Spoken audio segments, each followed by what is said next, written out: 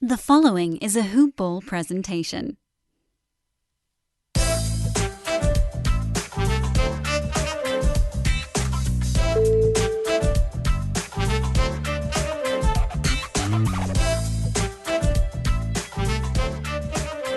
Greetings, everyone, and welcome to episode 7 of On the Fly, brought to you by hoopball.com. We're providing in-flight insight for all Pela fans. I'm your host, Nick Garisco, and as always, I'm here with Pelicans expert Michael Pelichet. You can find him on Twitter at Mike_Pelicans. I'm at Fantasy Law Guy. Pelichet, the NBA season is underway, and last night tipped off with a nationally televised game featuring our Pelicans against the defending champion Toronto Raptors. Unfortunately, although the Pelicans held their own without Zion Williamson and kind of hung in there until the very end, we do come away with a 130 to 122 point loss to open the season. And we have a lot to unpack today. Where do you want to start? What did you think about the game last night? I think the first place that I want to start is all these people on Twitter freaking out because we lost to the defending NBA champions. Yeah, granted, they don't have Kawhi Leonard or Danny Green anymore. Well, we didn't have Zion. This is still a really good team.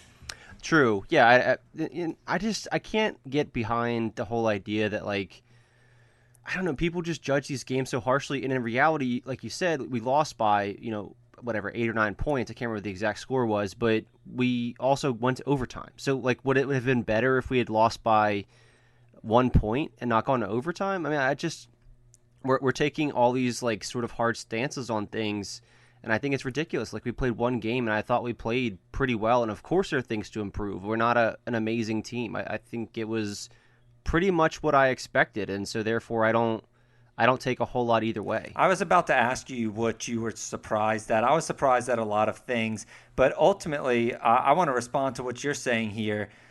I do think that if the Pelicans did not go to overtime last night, it would have been better for the perception from all the Pela fans out there, especially on Twitter. I think that a lot of the people who are watching, and you're going to get more people watching, not only because we have all of these expectations and hype this year. I know Zion Williamson's out now, but we still had the hype, and it was a nationally televised game, right? It opened the NBA season. So, of course, you're going to get all these casual fans who tune into basketball and then start complaining about everything, who haven't really followed us. And when I say us, I mean the Pelicans, not our podcast, but also followed our podcast in the offseason to kind of prep for what to expect here. A lot of the things that you and I discussed kind of really did play out as we saw. But ultimately, my impressions were that we were very fun to watch, right? I mean, we were fast-paced. We were it was high scoring. I think everybody kind of has the green light to shoot, which is interesting. And we're deep. Like we talked about, right? We are really deep. Our rotation was we had a lot of depth there, and I know there was a lot of rotation complaints, but at the very minimum, I think even the most casual fan can understand that the Pelicans are a much deeper team this year than last year. Yeah, I think what you really nailed is the fact that it's fun. I mean, it felt like for different portions of the game that we were going 120 miles per hour in the interstate, and sometimes that's not. I'm not endorsing this, but it's sometimes that might seem really fun, and then sometimes you get into fiery crashes. Like it was exactly that in the game where you had moments where I remember after I think it was a made shot, the Pelicans quickly got it up court, and then Lonzo just drained this three within maybe like 3 or 4 seconds of the shot clock starting, and stuff like that's really fun. And then the ugly side of it is when they're rushing the ball up the floor. I think Ingram had a long pass to Drew that might have been 7 or 8 feet away from where he actually was.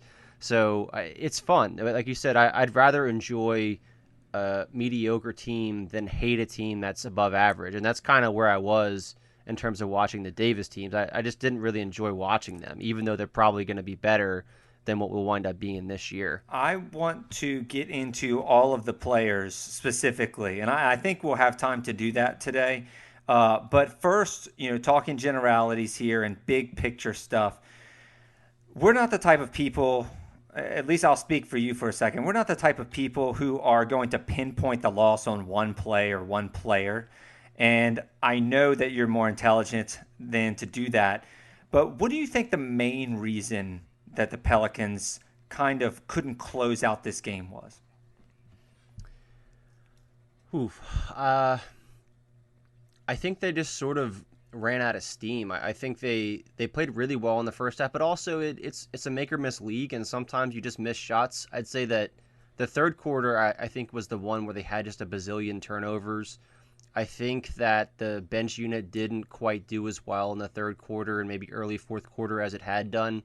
I have to go back and check on that, so obviously don't take that to the bank. But I would say mainly also that this is a team that we played that just won a title. Like, they know how to lock down and to play well at the very end of a game. We've got a bunch of people who, for the most part, really have not played together at all. And then also, I mean, beyond that, the rotations are extremely confusing because we have 12 people who wind up playing more than 10 minutes, and that is not normal. So, like, all these players are playing with these players that they haven't played before, and they also are doing it with combinations that they haven't played with before. So, like, there's all kinds of acclimating that's going on.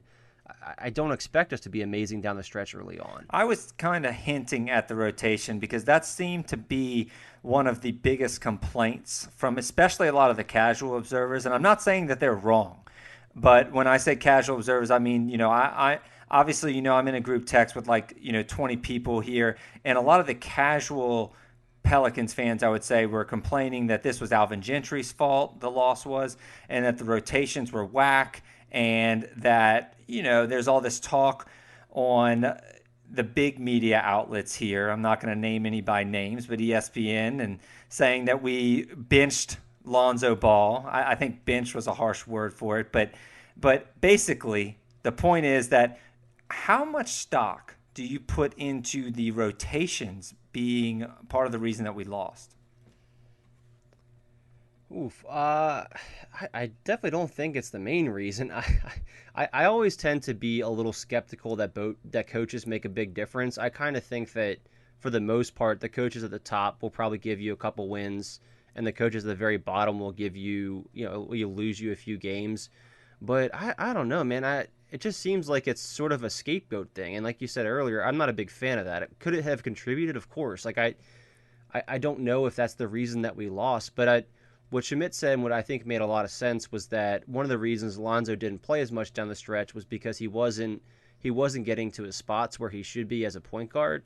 And if he's not doing that, then there really isn't a big reason for him to be out there with Drew all the time, because Drew is the guy that you want with the ball in his hand. So it's just sort of like a situation where at the end of the game, sometimes maybe Lonzo won't be getting time, and maybe sometimes he will, and maybe he figures out the very things that he needs to figure out to play alongside Drew.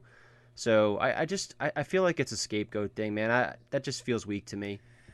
So, yeah, I tend to agree with you. I think that, actually, I'm going to go ahead and say I flat out agree with you. I think that the rotation talk is being overblown, and the Pelicans are a really young team. This is the reason I think that we lost the game. I think it's really simple, actually. And I know we're sitting here doing a podcast and trying to be analytical and everything like that, and everything is more nuanced. And we usually do dive into more nuanced analysis here.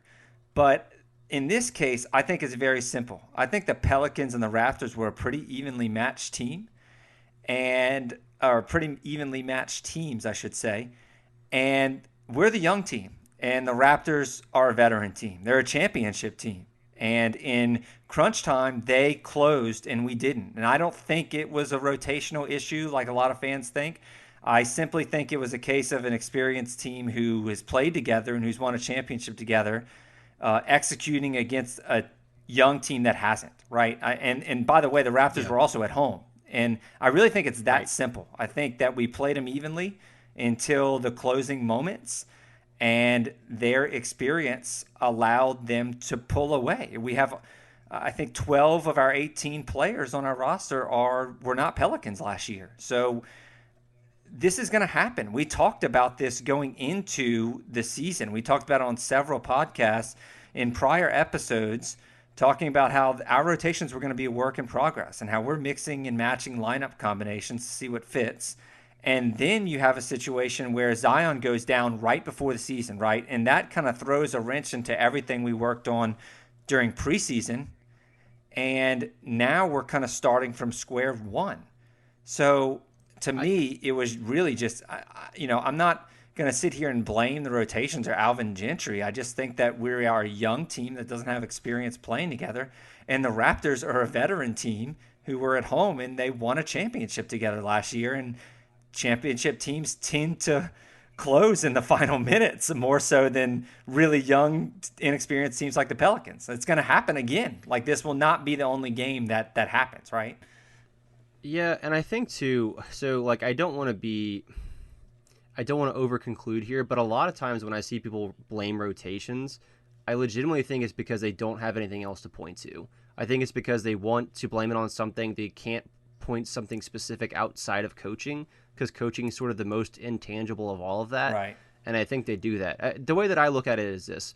So going into that game, I don't know what Vegas had them at in terms of the spread, but I'm guessing that Toronto was favored. Yeah, I think it was 7.5. Right. Okay, so that's not a small spread. Okay, yeah. So the Toronto Raptors are a better team, and we do not have Zion. We have a lot less continuity.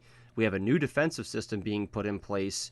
And I don't see how people, so like, if the fact that we overperformed, if it really is Gentry's fault that we lost by, X points or whatever, or that we lost the game, then is it because of him that we were even in the game? Like, that's just a stupid argument, in my opinion. Yeah. Like, and some people are smart enough to look at that and to give reasons. Unfortunately, there are a bazillion different combinations of things that could have happened within the game to where we'll never know. Right. And I think that's what makes it harder to conclude and to actually point towards specific evidence.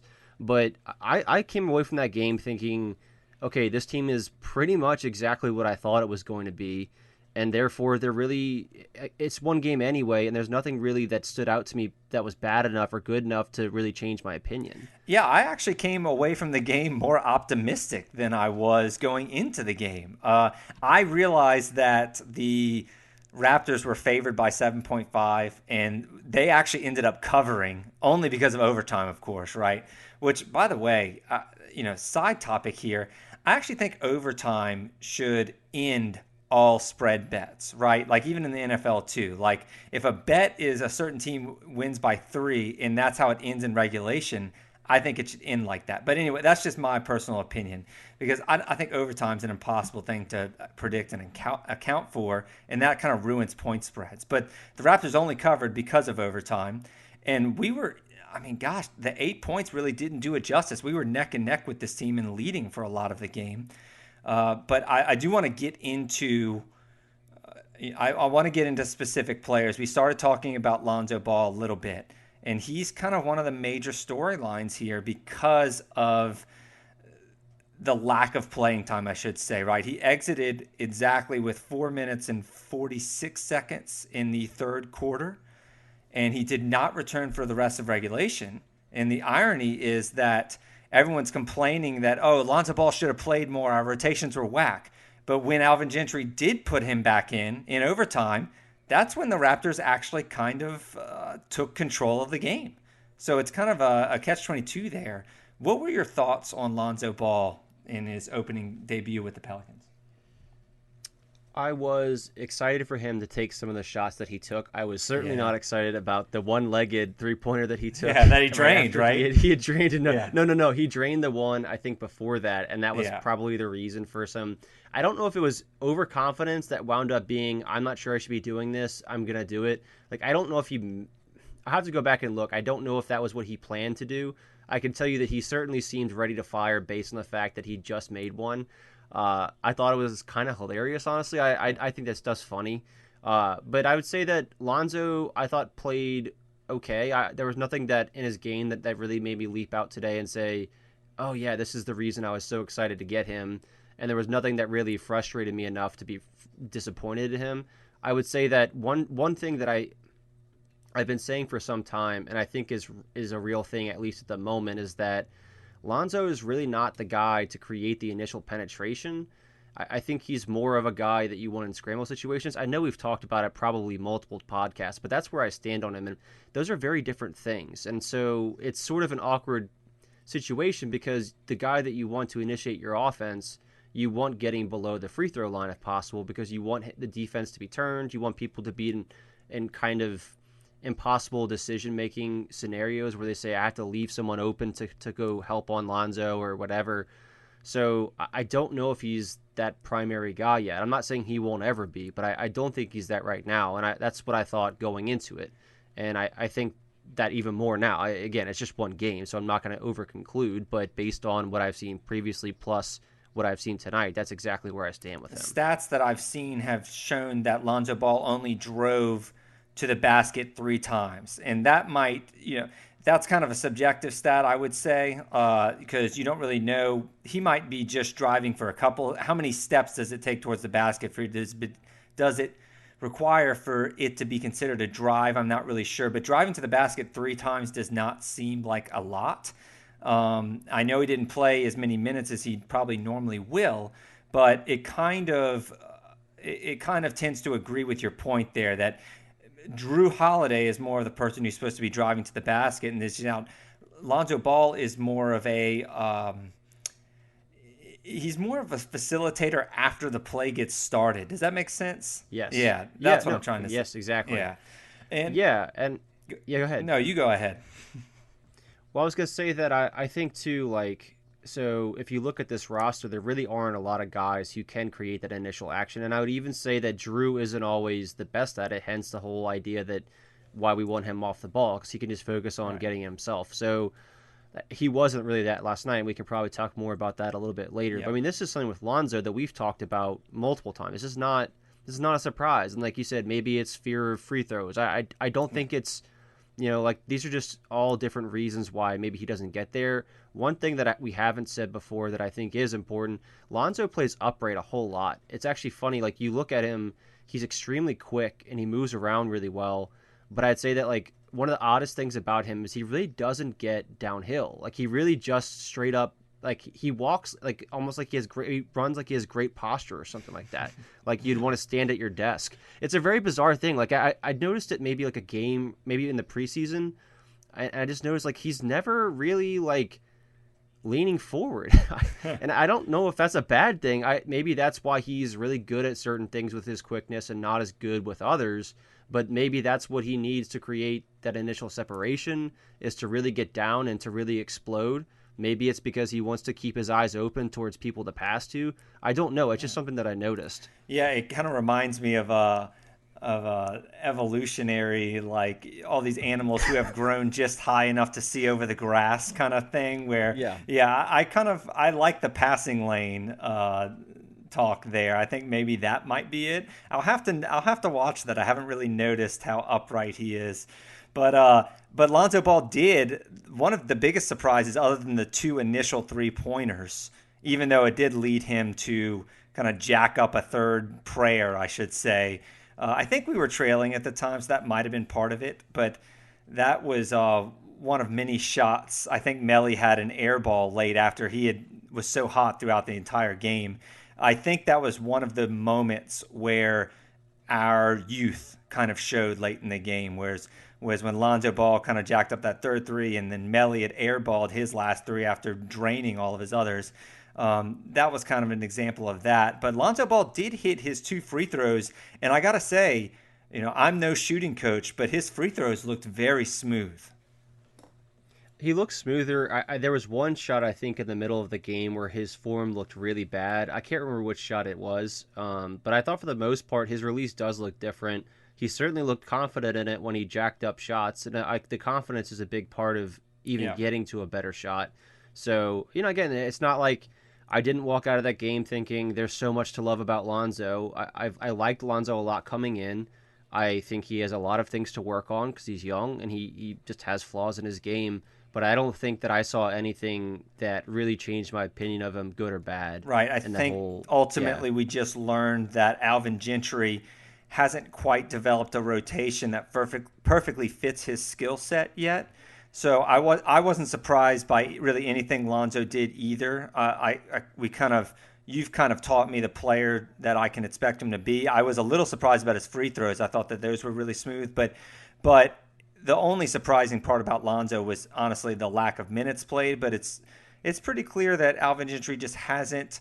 It might have been matchup based. We don't really know what it is yet because we need a bigger sample size to kind of figure out what. And I think Alvin Gentry does too. I think Gentry needs more time to figure out who Lonzo plays best with and at what moments he plays best with.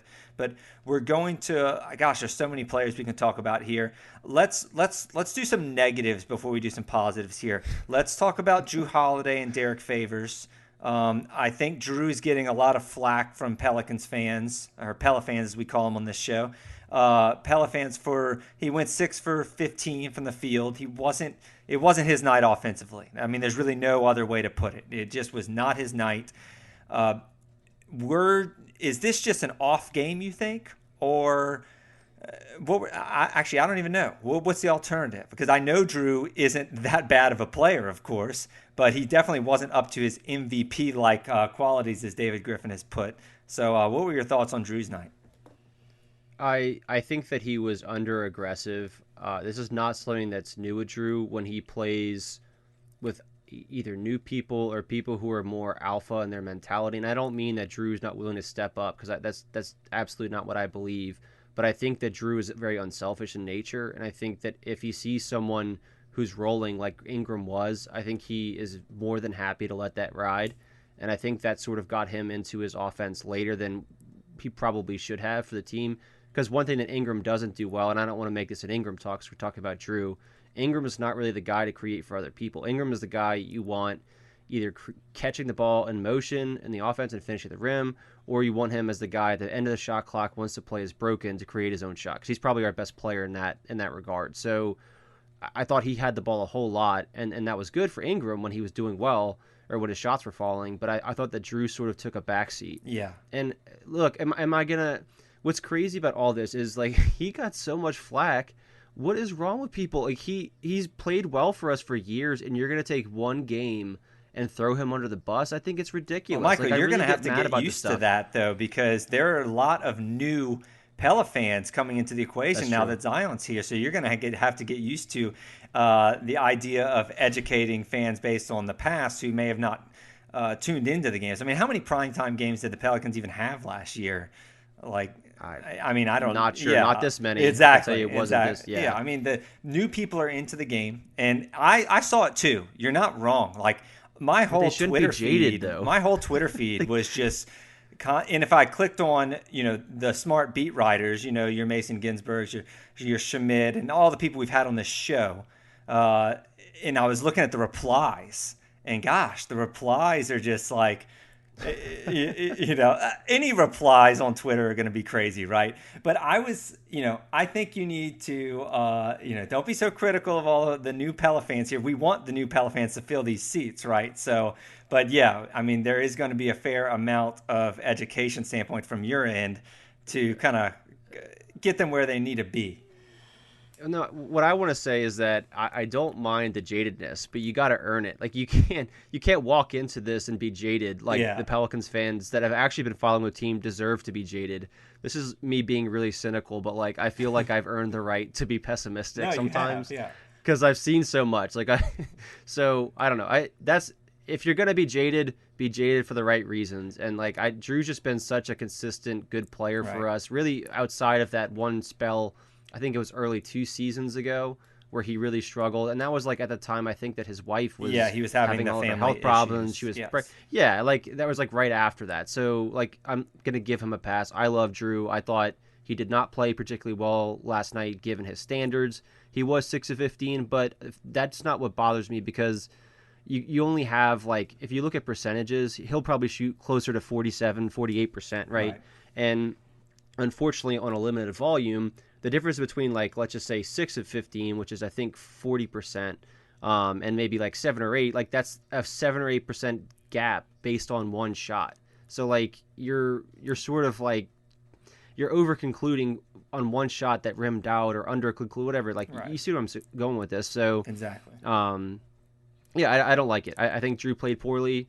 given his standards, I think he'll probably figure it out. Yeah, I think the main takeaway from Drew Holiday's perspective is that especially now that Zion's out, but even with Zion, he needs to understand at some point, you know, he needs to understand that he is the leader on this team, right? He is the veteran leader that we have.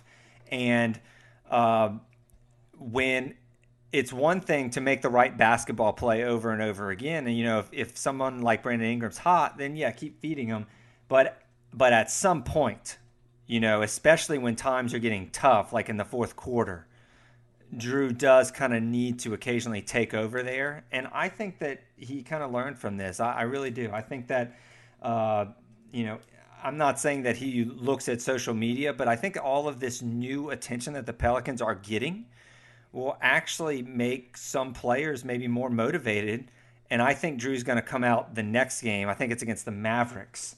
I think he's going to have a great game, knowing that he should have taken a more domineering role, especially later in the game when the Pelicans started struggling. I think that's completely fair. I think he didn't play well, and I agree. I think it'll be better the next time because of that. Let's talk about Brandon Ingram. I mean, you just mentioned him. Brandon Ingram was a really interesting player to watch last night because there were times, right, Michael, where he was actually seemed like one of our best players and one of our best offensive scoring threats. You mentioned already that he's probably one of our best shot creators, like in iso ball. However, I do want to point out, before I kind of phrase a negative question on Brandon Ingram, I do want to point out that offensively, I do think he looked like the player that he did at the end of last season when LeBron was out and he kind of had to take control there and score points on his own. And he looked like that player. And I want to say in the third quarter, when the Pelicans really struggled, that was when we had all the turnovers. That was when the shots weren't falling like they were in the first half. Brandon Ingram was the only reason that we stayed in that game in the third quarter. I mean, he was huge in the third quarter. It kind of faded a little in the fourth. But my question to you is this. Does Brandon Ingram's style of play, I don't want to call it a Carmelo Anthony style, but I think you can kind of get what I'm alluding to here. Does Brandon Ingram's style of play hurt the team sometimes, maybe, or hurt the offense? Or is it kind of necessary for him to kind of do it himself? I think if he plays in isolation all the time, it definitely hurts us, but I wouldn't say that he's always playing in isolation. So, I think the best players are the ones who adapt to the way the defense is playing every single play and really every single moment. So, you might think, I'm about to score, but then the defense doubles you and right. You see someone's open. So you adapt. I would say that my problem with Ingram is I don't think he's integrated the two versions of himself, where one is facilitating and one is scoring. So I think if that ever happens, then you've got a really good player. But I think that's his issue right now. And the problem with isolation ball is even elite isolation players and at high volume, it's a very, very inefficient shot for almost everybody. And I want to say even the most efficient players, the way they play isolation is often equivalent to, a shot from a lesser player in another sort of situation, like a spot up shot or whatever. I have to go back and look at the stats. All I know is it's definitely inefficient relative to other things. So you don't want to be doing that consistently. And also, how are you going to get an offensive rebound or anything like that when you literally haven't forced any real motion from the other team on defense? They're all ready. They're all packed in near the basket usually. They're closer to the ball. You're not doing anything based off of that. So you don't want that. Now with all that said, I don't think that Ingram is strictly an isolation player. I think that he has trouble finding a way to adapt in situations where he can be both aggressive and considering where his teammates are and what the defense is giving him. It's almost like he drives to the basket and then realizes that he needs to pass. But it's a little too late. He's like a step too late, or a second too late, yep. I should say. And that's kind of the impression I get. It's not that I think he's selfish. I don't think he's, this is my ball, I'm going to score, he, like a ball hog, for example. But I do think that by the time that crisis comes, right, like you use the example when he gets doubled, I do think he's a little late to dish out the ball to somebody. And when he does dish it out, it's not necessarily the ideal option, or that maybe a guy like Lonzo Ball, maybe the pass like Lonzo Ball would have made. Yeah, and I think there was a play, actually one of my favorite plays from last night was when Drew slung this pass from the corner. It was like a really low pass. It was angling out towards out of bounds, and Ingram wound up getting it. I think he very quickly like faked somewhere else, and the guy just went completely the other way. Yes, I know Like that's the kind of exactly stuff what I play you're like to talking see. about. It was a Yeah. cool play. I don't think he even wound up making the shot, if I remember correctly. But it was a neat play, and it was a good decision. And like you said, I don't think he is. I wouldn't call him a highly unselfish player either, but I Yeah. wouldn't say he's a selfish player. I think he's just wired to score, and he just needs to learn when that's appropriate and when he just needs more adaptable. That's all. I just keep saying the same thing. Well, basically, I think if anything, it just kind of confirmed our belief, and you might disagree on this, but it confirmed my belief that ideally he would be coming off the bench as our primary focal point of the offense off the bench. But we don't have that luxury really anymore. Correct. Yeah, I wouldn't say that anymore because of Zion, Yeah. but with Zion, yeah, I think it would make some sense because we saw plenty from Redick to suggest that he will help with spacing. So Yeah. which we should have already known Yeah, anyway. we're gonna get to the ballers in a second, but two more strugglers here. Derek Favors, right? Derek Favors did not play well. I thought that Derek Favors, and you can kind of correct me if I say anything wrong here, but I'm gonna give my initial impressions.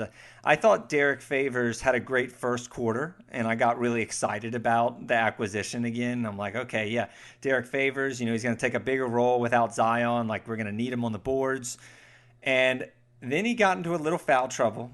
And once he started picking up the fouls, he was kind of rendered a non factor, especially in the second half. I don't want to venture to say liability, but definitely non factor. But I was thinking about it, and I didn't think this at the time. But I've been thinking about that game all day pretty much. And the more I kind of ponder here, the one thing that keeps coming up to me is conditioning, right? Because he did miss all that time with the hamstring issue in preseason. Okay, I mean, he barely played in preseason. And I don't know if he's quite up to conditioning. And I thought about that at first, and I'm like, okay, yeah, because any player who kind of starts fast and then fades down the stretch, it's probably conditioning. But then what really made me solidify that belief was I just remember how our pace. I mean, I'm not used to the Pelicans playing at this fast of a pace. And gosh, that really probably, I mean, you really need to be in good condition to play in this type of pace. And ultimately, I think that Derek Favors is a lot better of a basketball player than we saw last night. But ultimately, I'm going to chalk this up. And you can I'm interested to hear your opinion, but I'm actually chalking this up almost completely to him not being in, I don't want to say basketball shape, but I'm going to say Pelicans pace shape in terms of his conditioning. And it's mainly because of his hamstring injury. And I think that's why he had this great fast quarter when he's got all this energy, and then he just was rendered a non-factor. And I think it's purely a conditioning standpoint because of an injury. What did you think? I would say that we talked about this. I think the last podcast of the preseason was that he was the one so far who really hasn't leapt out the way that I expected him to leap out. Right. And I've been disappointed in what I've seen so far. I do think that a lot of it probably has to do with that hamstring and probably the conditioning that's resulting from that injury or the lack thereof. I think it's a good point that he's going to have to be running up and down the floor with the starters because the starters were insanely fast. I know. And that's hard enough for even players who are more mobile.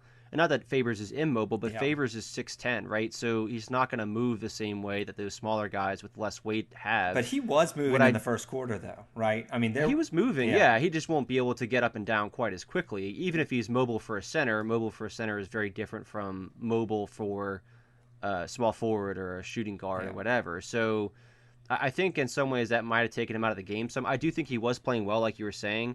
I think what I really want from Favors and what I was looking at last night was that we really don't have rim protector outside of Favors right now.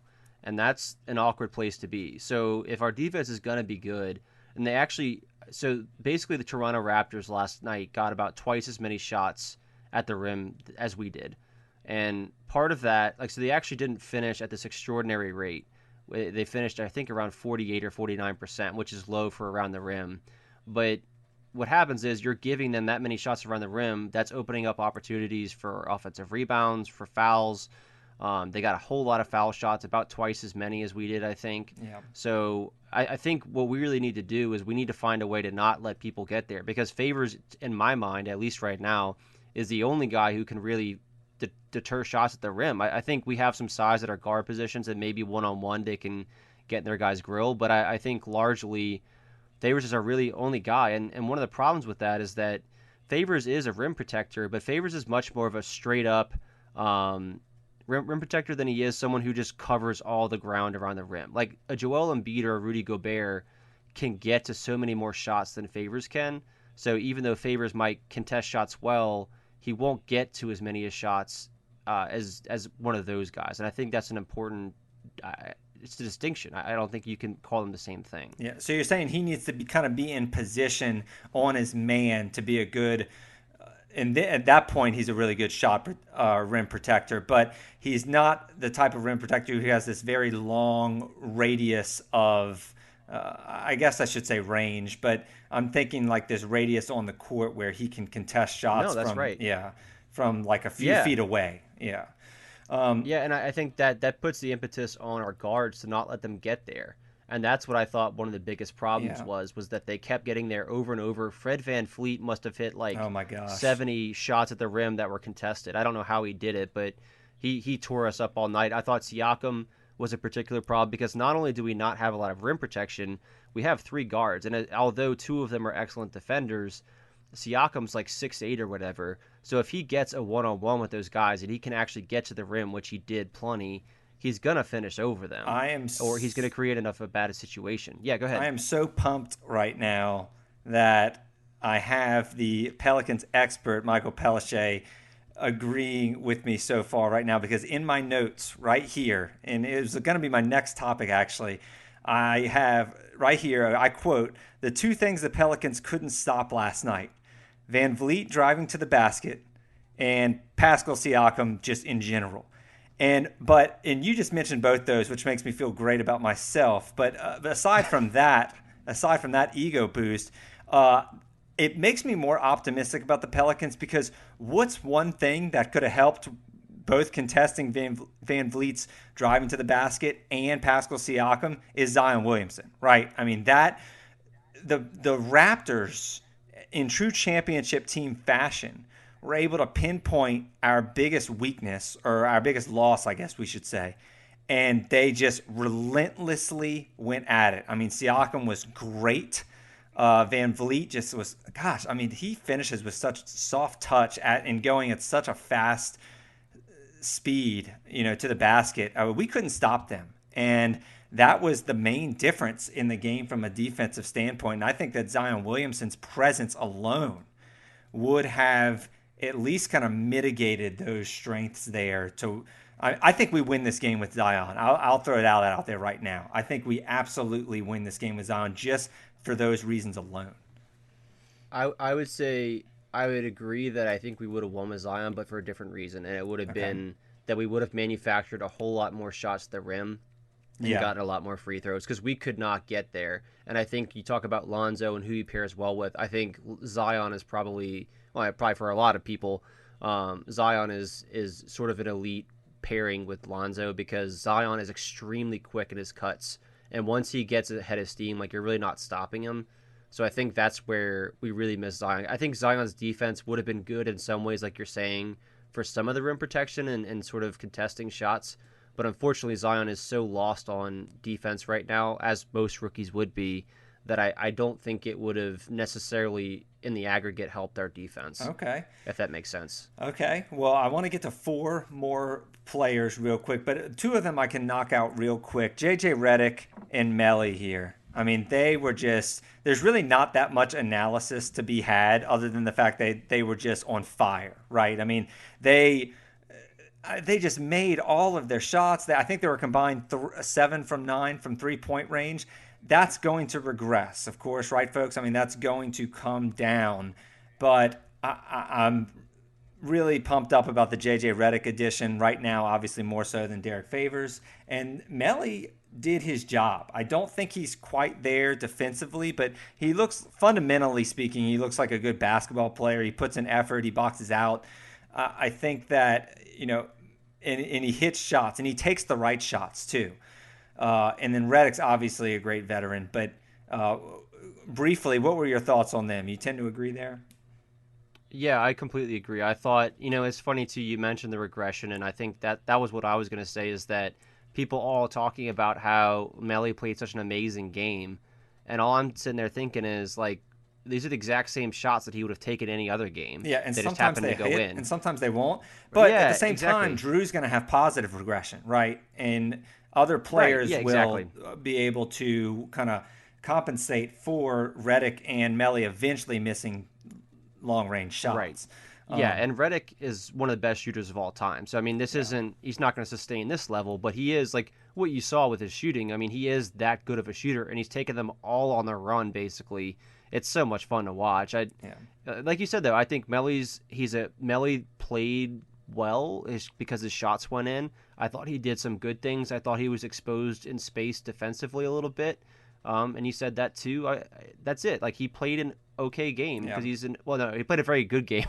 I'm sorry, because he made his shots, but like, he's a pretty good player. Yeah. Like, he'll have nights like this where he's great in that regard, and he'll have other nights where he'll at least mount a threat and people will defend him and they'll prevent double teams, but he might hurt you on defense, and that's what you live with a decent player. Yeah, I want to get to two more players here that I think a lot of people are talking about right now. One is unfortunately negative and one is positive. Which would you rather first? Let's go negative. I want to finish positive. Nickeil Alexander-Walker, right? I mean, he was 1 for 10, and he definitely wasn't shy. He kind of took a shot attempt seemingly every time he touched the ball. We saw him in preseason, and he had an extremely high usage rate, and it wasn't too surprising, but he did seem to be. I would say that in the first couple of minutes, I was like, okay, yeah. I mean, he's high usage. He's a really confident player. He's aggressive. That's good. He was able to get some other stats. He had, I think, a steal or two. I think he had a couple boards and a couple assists. So he was making his presence known. But after about that sixth missed shot, I did get a little tired of it and starting to think like, okay, he might be a little kind of overzealous, a little anxious in his first game. And I read today that it was Toronto's hometown, and a lot of his friends and family were watching up there, and they even did a little tribute to him at halftime, which I thought was nice by the Raptors. But I think that might have been a reason that he might have been trying to show out a little. And, it's his first game as a rookie. What were your thoughts on Nickeil? I thought it looked like someone had hit him with a little bit of adrenaline before the game. Yeah. Like, so there are some things that I really liked about what he did last night that are probably harder to see. There are some things that I didn't like. I think what you said nailed it. So Nickeil actually almost had a shot per minute, which is pretty crazy. Like, that would be all-time levels of usage. That is what we saw in the preseason. I think he needs to learn to pick his spots better, but I also think that some of those shots he was wide open, and I thought that his shot was just off last night. And I will never complain about a guy taking a wide open three. That's a good shot, and you live with it. And because he will take that open shots, defenses won't leave him open. The problem was really that they ran him as point in the second unit, which I thought was the right move. This is something we've talked about plenty. But I thought that if you're going to run a second unit, you probably need to cut back a little bit on your aggression. I don't think that you can get a team, even if a shot looks good at the very beginning of the shot clock, if it's not so great and wide open that, you're taking basically a layup equivalent at three or whatever, I think you need to be more persistent in how you want to run the offense. And people just need to touch the ball. So that's what I dialed back on. What I did like, and I'm not trying to nitpick the good, what's the opposite of nitpick? Like, I guess exaggerate. Yeah, I think there were some good things. One of them was I thought he was very active trying to box out his man. There was one time where he boxed out Ibaka, who's much taller than he is, and he didn't get the rebound, but someone else did because of his work. There was another play, and now I'm blanking on it, that was really good. I think he had a really good pass at some point as like a bounce entry to someone that might have been cutting towards the goal.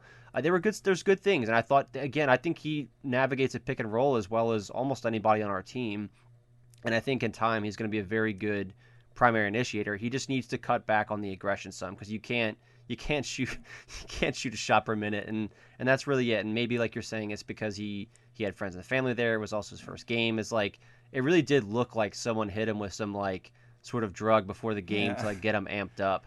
Yeah, I think that Nickeil Alexander-Walker also kind of suffered from really high expectations. We talked a little bit about it at the beginning of the podcast, where there's more Pella fans out there now, and I think a lot of people who were paying attention in the preseason had a lot of I wouldn't say unrealistic expectations, because we do think he's going to be a very good player. But I think that they just assumed that his preseason was just going to translate over to the regular season like automatically. And so they were extra disappointed when he went 1 for 10. But in the reality is, if he wouldn't have had that great preseason, right, it's almost like what you were saying earlier when the Pelicans actually played the defending champs to the wire.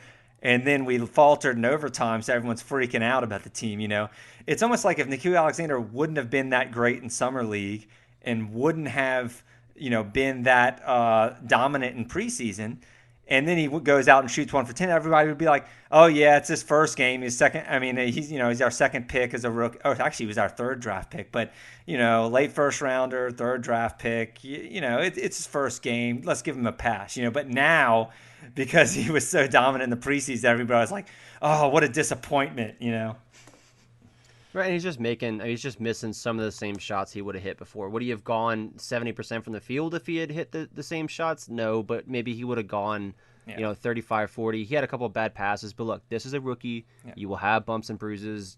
Just expect it. Yeah, Josh Hart was I don't want to go as far as to call him a stud, but I'm going to call him a very, very pleasant surprise. His rebounding was really what caught my eye. I mean, he hit a 3 late in clutch time, which was great and all. And he made some plays. He drove to the basket a couple of times. But his rebounding was what really caught my eye, because he's not just, he has a double-double. I think he was 15 and 10. But this wasn't an ordinary double-double where it's like, okay, you have the center who just happened to be under the basket and grabbed 10 boards because they landed on. This guy was going up, like jumping out of the gym to get these rebounds, okay? And he was fearlessly attacking the boards. And I think he may have been doing it. Maybe the team sent a message like, okay, we need to rebound more now that Zion's out. I'm not sure. Maybe that's just his game, and I've just never realized it when he was a Laker. But I was just very impressed with the way that he attacked, balls that were bouncing really high off the rim. And he even actually got hurt doing it at one point. He jumped probably about 2 or 3 feet in the air, landed on some guy's ankle, and then went to the locker room, what looked like to be a twisted or sprained ankle. And then he actually returned, and he kept on doing it. It didn't faze him at all. So I don't know. That was my main takeaway from Josh Hart. But we had talked about, Michael, where kind of being confused on where he fits into this rotation. And now that Zion's out, yeah, it kind of opens up a spot. But I think he showed last night that, yeah, he's not always going to shoot like that, and he's not always going to grab 10 boards. But I think he showed that it's clear based on his effort that he at least belongs in the rotation, wouldn't you say? I would, and I would say that I was more surprised by that than pretty much anything else in the game.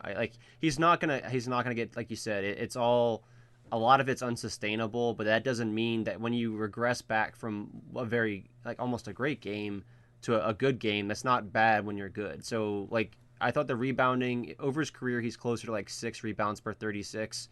That's what I would expect. I mean, he obviously out-rebounded that last night by a pretty substantial margin. But I would say that what I liked about him is I think he's a steady player. He actually reminds me a lot of Ariza for some reason. He just, like, I don't know what it is. Maybe it's just the way he moves or something. And I'm just drawing that comparison because he happened to play for the Hornets. And I think it was just the Hornets, not the Pelicans. But so I think he's steady. I don't think he makes a lot of dumb decisions. And I think he's aggressive in looking for his own shot, maybe because he knows that he needs to be aggressive to get into rotation. But I thought he played really well. I really was happy with him. I'm not going sky high with it because I don't think he's one of our best players or anything. But like you said, I do think he deserves a crack at the rotation. So we've spent a while talking about this game, which is great. I mean, it's the opening game, national TV and everything like that. My last and final question, just briefly, going into the next game, I think a lot of fans want to know, would you make any lineup changes?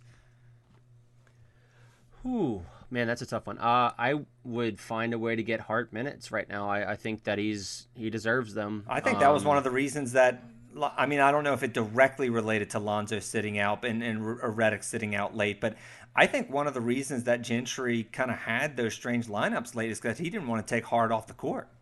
I really do. I think it's a fair assumption. I think you got to get him in the second unit, see if he can continue to play like this. And if he is playing like this, then you do sit someone else out for the sake of playing him late. Yeah. And I wouldn't make a lot of other major rotations. I thought it was people were all mad at Gentry for the crazy rotations.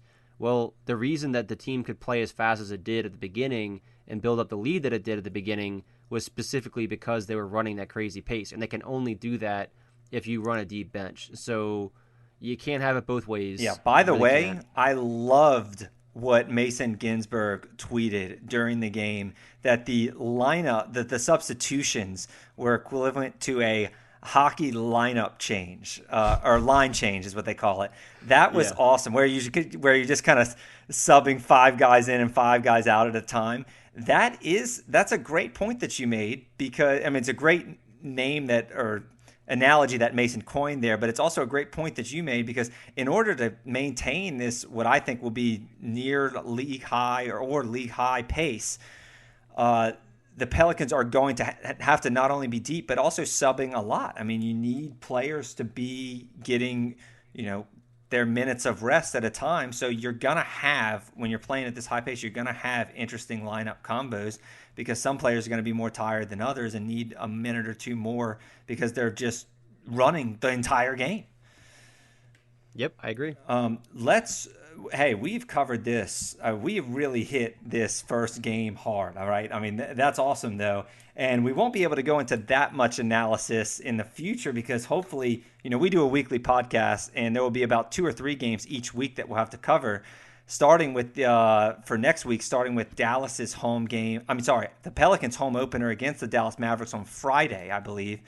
But we haven't even covered, actually, I would say, the biggest news of the last week, which is crazy because we've had our opener. But Zion Williamson, I think the day after we finished recording our last podcast, it came out that Zion Williamson had a torn meniscus. And we knew that he had a knee injury at the time of our last podcast episode, but it wasn't diagnosed. There were rumors about a torn meniscus, and those rumors came to fruition.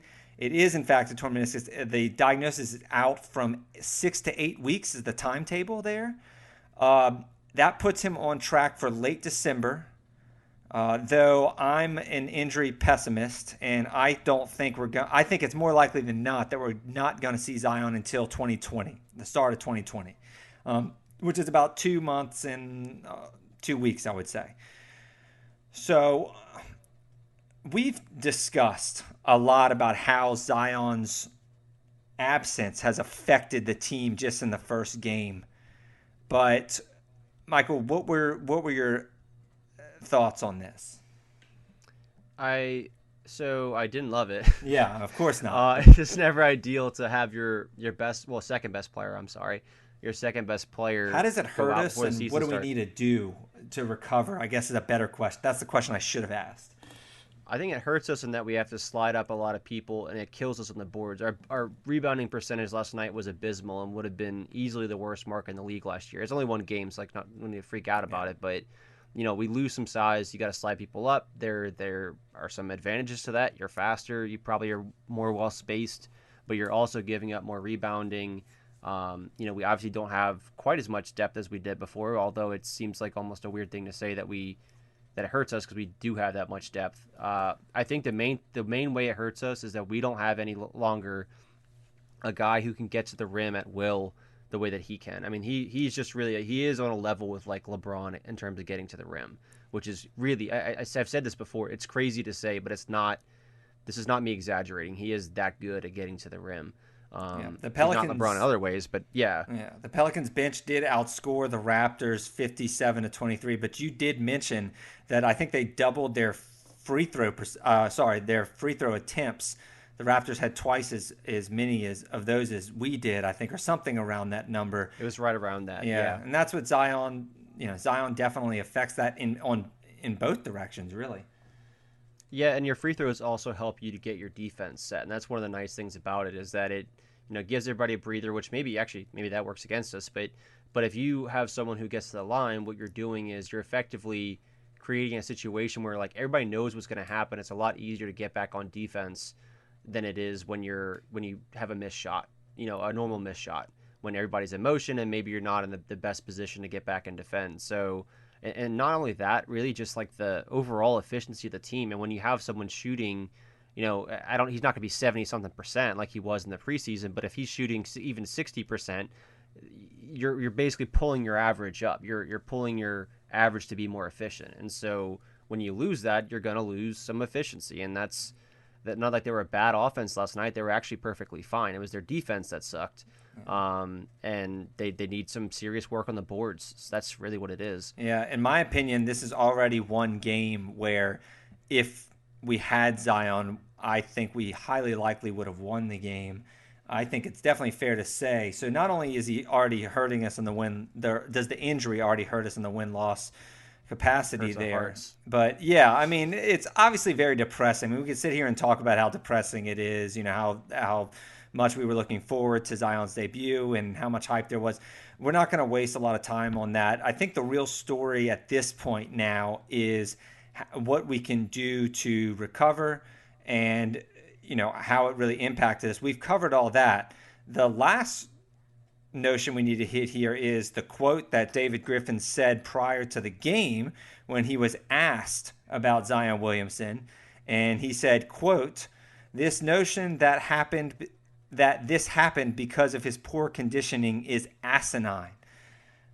Michael, this was, as we predicted on a couple episodes ago, that all the big media outlets like ESPN were going to be talking about that extra weight and how it affected his health. And then here we are, the season hadn't even started yet, and they're already talking about how, he's too heavy and it affects the knee. Half the pundits were saying that.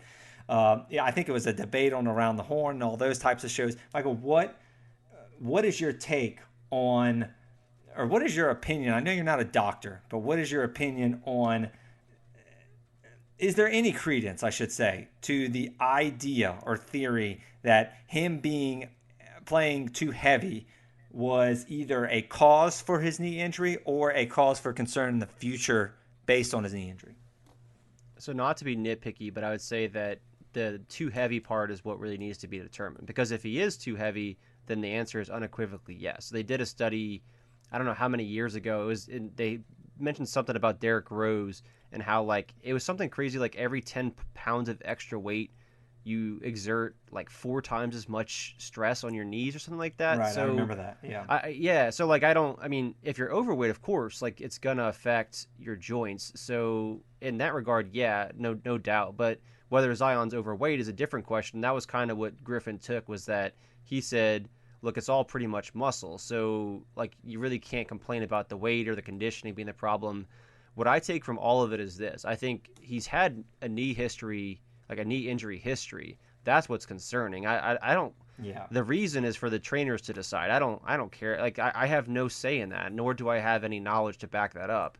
So what they do with him, I don't know. What's concerning is that this has been a thing, I think, dating back to high school, and the way that he plays is borderline reckless, which is what we love about him, but it's also what scares us. So some people are getting on and saying, "Oh, this is ridiculous. None of this stuff matters." And look, I don't know if the weight matters, but you can't. People are actually building it up as "Oh, Zion, he didn't even know he was hurt. That's how amazing he is."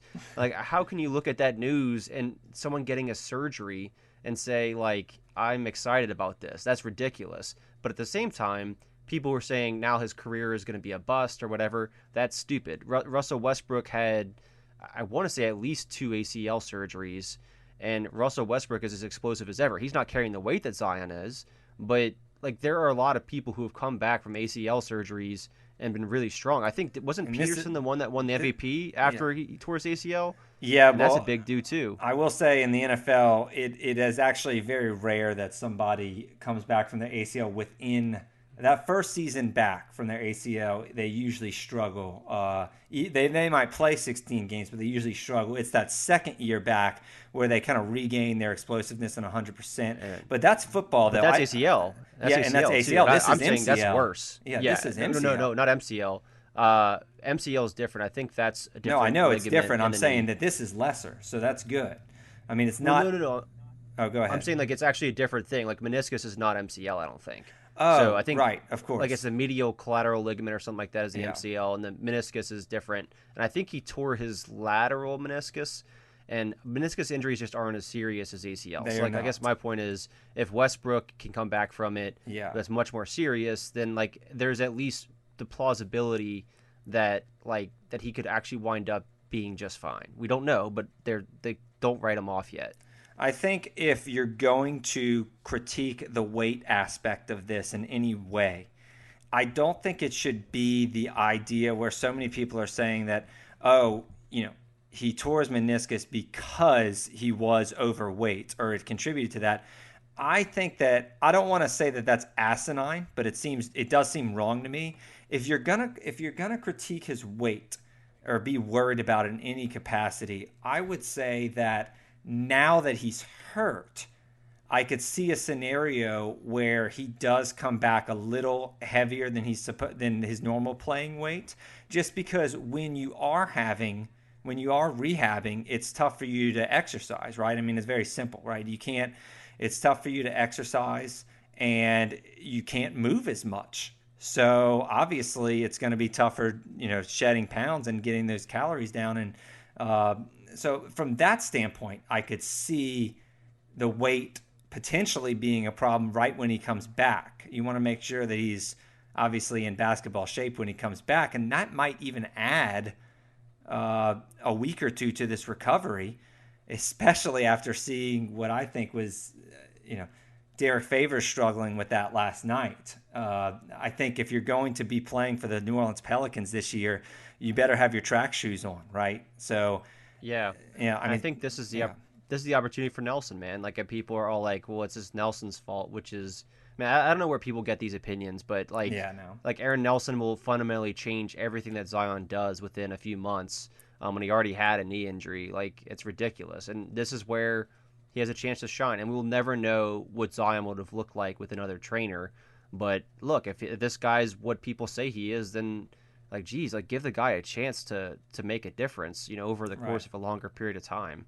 Right. Long term, I'm not worried about this really at all, honestly. Like maybe 2% of me is worried about this affecting him long term. But obviously this is an extremely depressing thing for this season. I mean, if the Pelicans struggle out of the gate, I'm not freaking out about this 0-1 deal, of course, because I actually am more optimistic about this team now having watched that Toronto game. But if the Pelicans do struggle out of the gate against the Western Conference and he doesn't come back until, let's say, January 1st in 2020, and we're already, I don't know,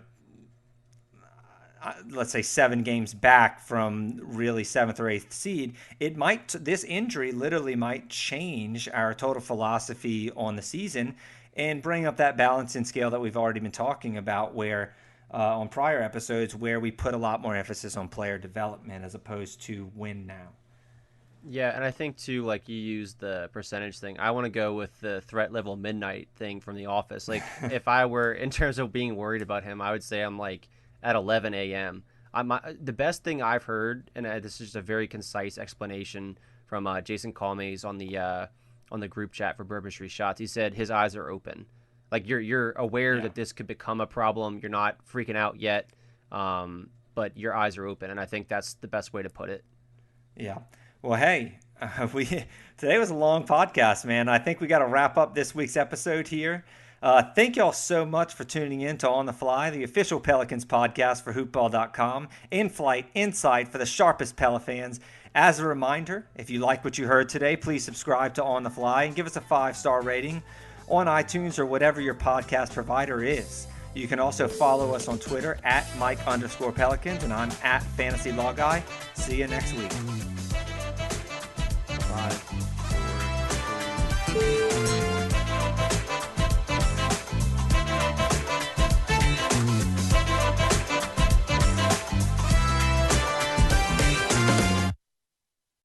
This has been a Hoop Ball presentation.